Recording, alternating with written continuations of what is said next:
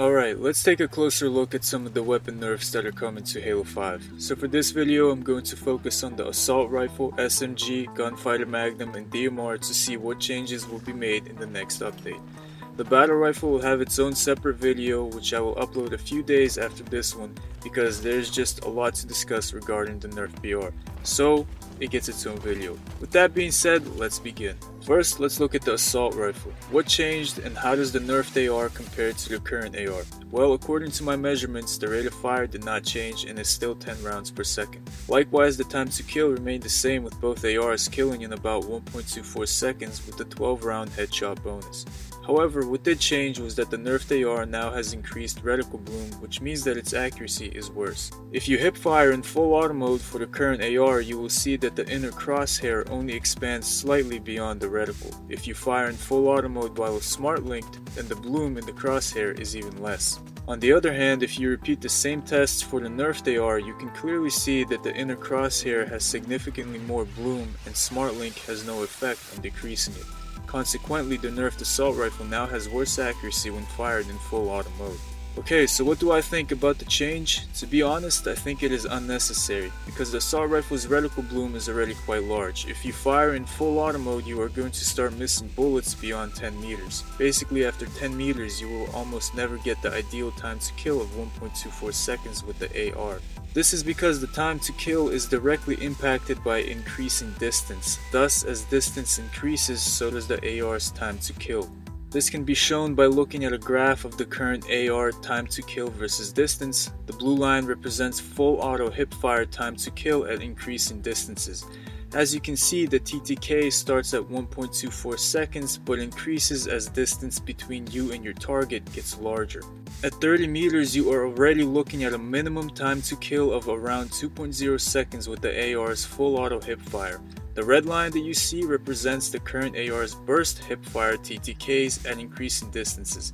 It starts out from 1.34 seconds, which was the fastest burst time to kill at point blank range, but again increases as distance increases. As you can see, the lines cross at around 15 meters, which means that within 15 meters you will kill faster with full auto fire, but beyond 15 meters you should switch to quick burst fire for better times to kill. The same concept applies for Smart Link AR times to kill, just at slightly farther distances, so there's no real reason to go over that. Furthermore, as you all know, in direct gunfights you are forced to descope and rely on hip fire when bullets hit you, so it was better to focus on it for this video. Alright, so this AR time to kill versus distance graph also shows that the current assault rifle requires a form of skill to be used in the most efficient way. That skill is understanding that full auto fire should only be used in close range and burst fire should be used at medium to long range for the best time to kill results. The smarter players that understand this concept will always have an advantage against the noobs that just fire in full auto mode for all ranges. This is why I like the current AR the way it is, because it already rewards smarter players who know how to properly fire it. Furthermore, my data shows that there is an incentive for both full auto fire and burst fire depending on how close or far you are from an enemy. Unfortunately, in my opinion, the new Nerfed AR has no incentive to be fired in full auto mode because its accuracy becomes so bad that it is just frustrating to kill enemies. In the weapon tuning playlist, it was a pain to use that gun because of how unreliable it was when firing in full auto mode. Using burst fire was the only way that I managed to actually get some kills. Therefore, the Nerfed Assault Rifle is basically an automatic weapon that sucks at being an automatic weapon.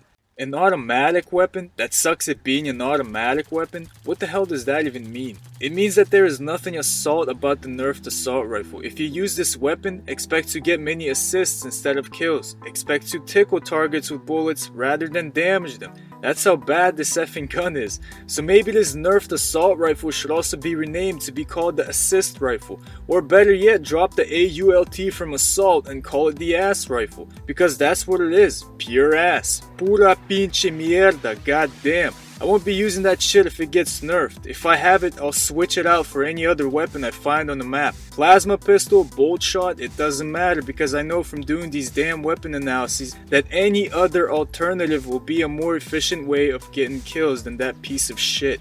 Alright, I'll calm down from that nerfed ass rifle and I'm gonna move on to the SMG. What changed? How is the nerfed SMG different? Well, it looks like both the unnerfed and nerfed SMGs have the same rate of fire of 15 rounds per second.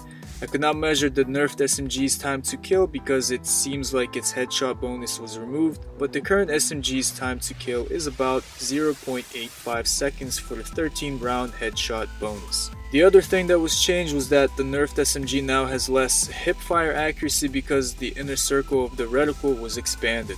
Reticle bloom does not look like it was increased, but because of the larger inner reticle circle, expect to miss a little bit more of your shots when firing. Unlike the assault rifle change, I think the SMG nerf is good. In my opinion, the current SMG has a little bit too much range and accuracy, allowing players to engage from farther ranges than what is intended for a close range weapon. Thus, I like the change and 343 has the right idea.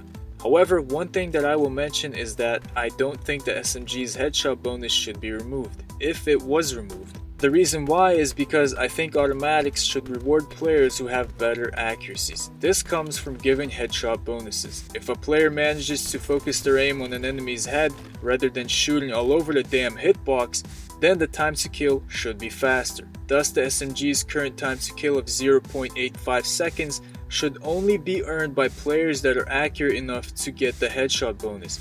If they are not accurate, then obviously the consequence should be longer times to kill, as more bullets are required.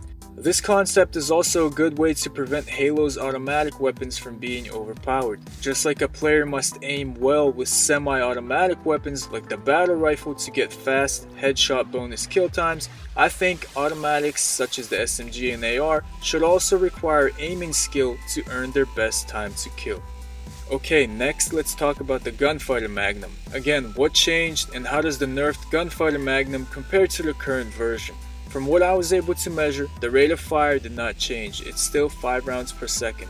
Also, the times to kill look to be the same as both require 1.20 seconds for the 6 round headshot bonus kill. So, what's up with the nerfed Gunfighter Magnum? There's a few things. First, it looks like the reticle bloom was increased. The current Gunfighter Magnum's reticle bloom is pretty weak when you fire it as fast as possible. On the other hand, the nerfed Gunfighter Magnum's reticle blooms much more. In addition to this, its recoil has also been increased, showing strong vertical climb. As a result, the increased reticle bloom and vertical recoil means that overall, the nerfed Gunfighter Magnum's accuracy is worse. So what do I think about these changes? Well, I need to ask, was it really necessary to nerf the Gunfighter Magnum? I mean, really, who the hell was complaining about an overpowered Gunfighter Magnum? If anything, I heard more players talk about how weird and tricky it is to use it. This gun kills in 6 shots to the head, has a faster rate of fire, and has iron sights, unlike the standard Halo 5 Magnum. And for these reasons, it feels kind of awkward to use, which is what players were saying. However, nowhere did I ever hear a player say that the Gunfighter Magnum needs to be nerfed. So again, is nerfing this weapon necessary? In my opinion, I don't think it is. I think that the increased reticle bloom and recoil would just make players use this weapon even less than it was before. Anyway, let's move on to the final weapon that we will look at in this video, the DMR. Alright, what changed and how does the nerfed DMR compare to the current unnerfed version? Well, the rates of fire look to be the same. Both DMRs fire 3 complete rounds per second, very close to 4 but not quite. Furthermore, the times to kill also look to be unchanged as both DMRs kill in about 1.45 seconds with the 5 round headshot bonus kill. So, what did change?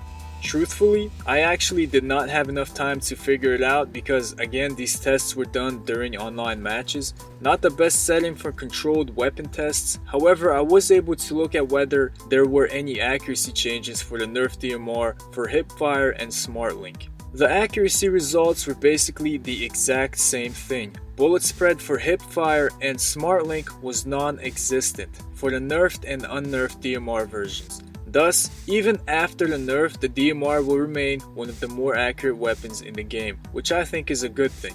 Anyway, though I could not test it properly, I do think that 343 might have changed up the aim assist, bullet magnetism, or red reticle ranges for close range and long ranges. Maybe some of these things were decreased for close range and boosted for long range to help the DMR fit into its intended role as a long range weapon. However, I am just hypothesizing here, so don't take this information as a fact. So, is the DMR change good? Personally, I don't have any issue with it at all. The weapon felt fine when I used it in the weapon tuning playlist, and I did not have any problems with getting kills or missing shots, unlike the Nerfed battle rifle, which seemed to be so broken that I was literally being kicked out of matches when I tried to kill enemies with it. Thus, whatever 343 did to the DMR, it seems like a good change, and I think it can work quite well in rebalancing the DMR.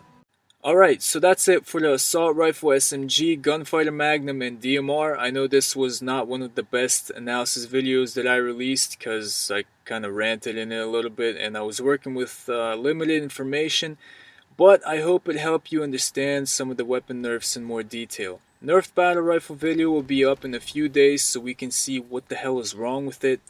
Anyway, what do you guys think of the weapon nerfs? Are they good? Are they bad? Let me know in the comments section. That's it for this one, so thank you for watching, and until next time.